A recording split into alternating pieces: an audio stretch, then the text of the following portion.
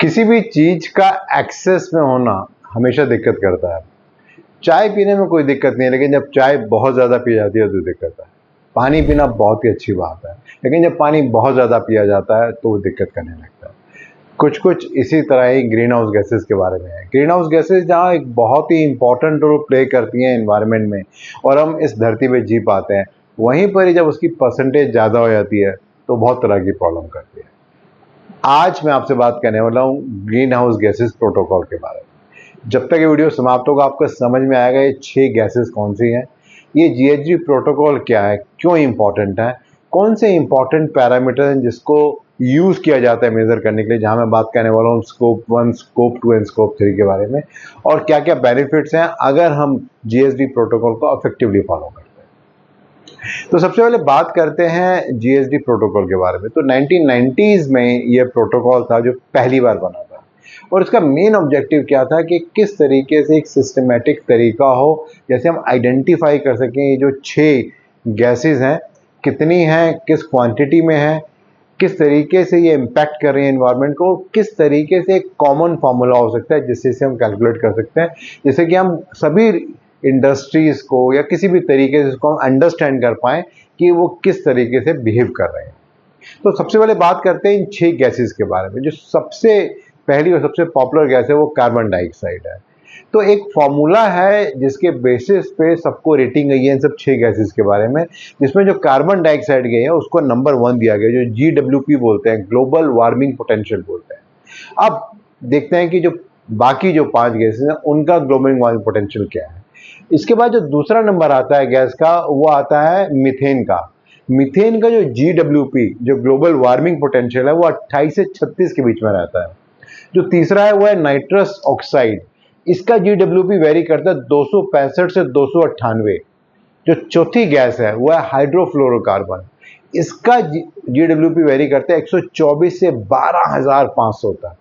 और जो पांचवा है वो है पर फ्लोरोकार्बन, इसका GWP वेरी करता है 6500 से 11,100।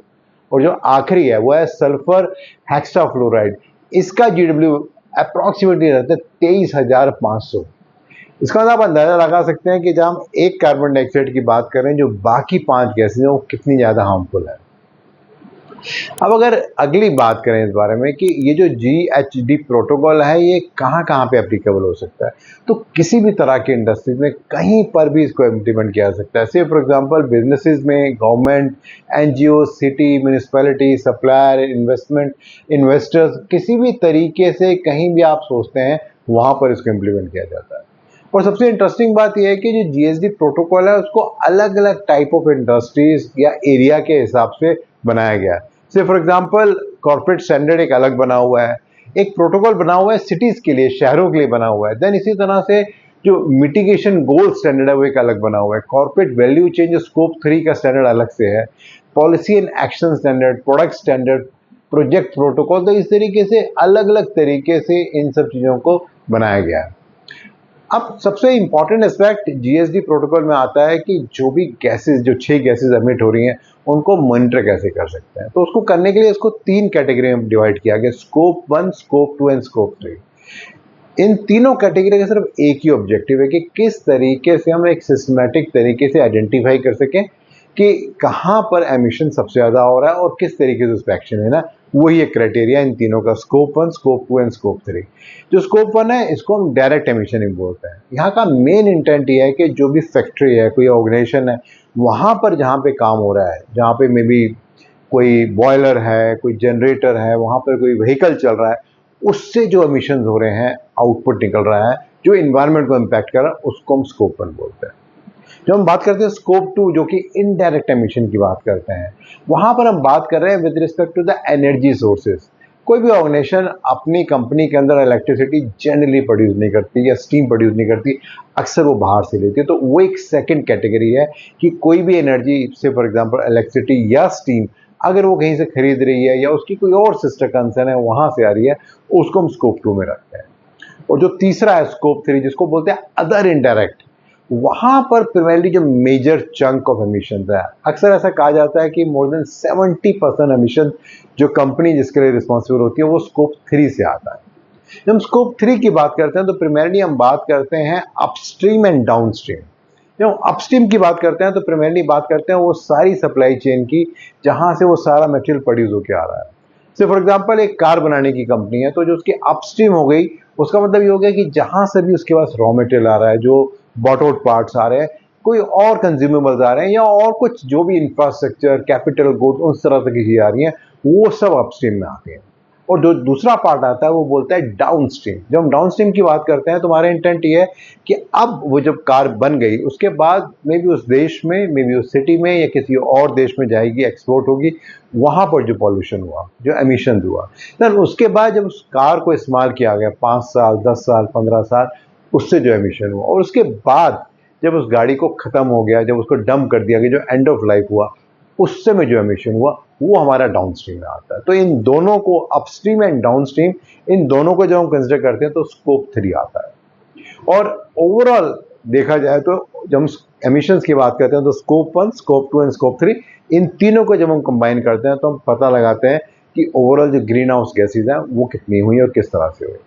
अब इसके बाद एक अगला एस्पेक्ट जो बहुत इंटरेस्टिंग आता है वो इस बारे में आता है कि जो भी एमिशन हो रही हैं, इन एमिशन से किस तरीके का नुकसान हो रहा है या किस तरीके का बेनिफिट हो रहा है इंडस्ट्रीज को। तो सबसे इंपॉर्टेंट बात तो यह है कि जब हम जीएसडी प्रोटोकॉल को इम्प्लीमेंट करते हैं तो सबसे पहला फायदा तो ये होता है कि हमें क्लैरिटी मिलती है कि एमिशन कहाँ से आ रहा है और किस तरीके से उसको रिड्यूस कर सकते हैं। जो दूसरा इंपॉर्टेंट बेनिफिट है वो बात करता है विद रिस्पेक्ट टू कि एक ट्रस्ट बनता है investors, customers and stake holders के साथ।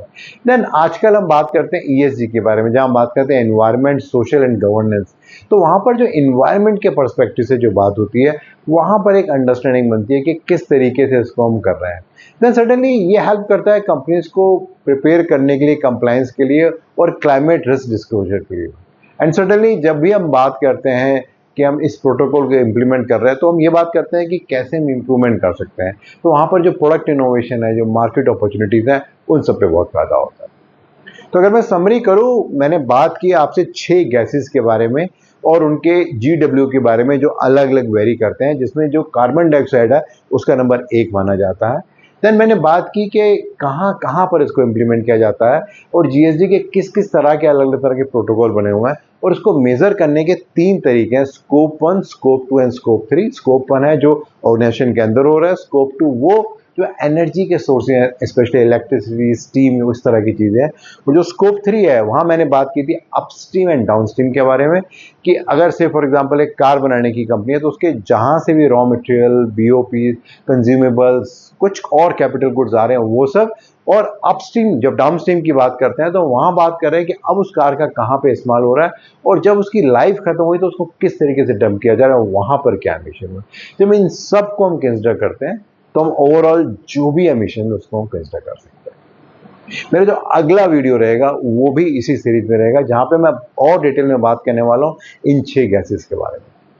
रेगुलरली बहुत सारे फीडबैक मिल रहे हैं, हेल्प कर रहे हैं अंडरस्टैंड करने के लिए आपकी क्या एक्सपेक्टेशन है। सो प्लीज़ उसको आप कंटिन्यू कीजिए। इस पर्टिकुलर वीडियो का आप और डिटेल में जानना और समझना चाहते हैं तो नीचे आपको एक लिंक मिलेगा, उसे क्लिक करेंगे तो एक ब्लॉग आपको दिखेगा, वहाँ और डिटेल में जानकारी मिलेगी इस वीडियो के बारे में।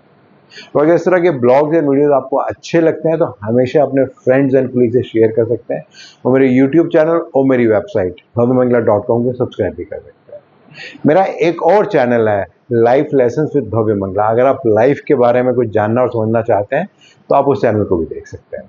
धन्यवाद।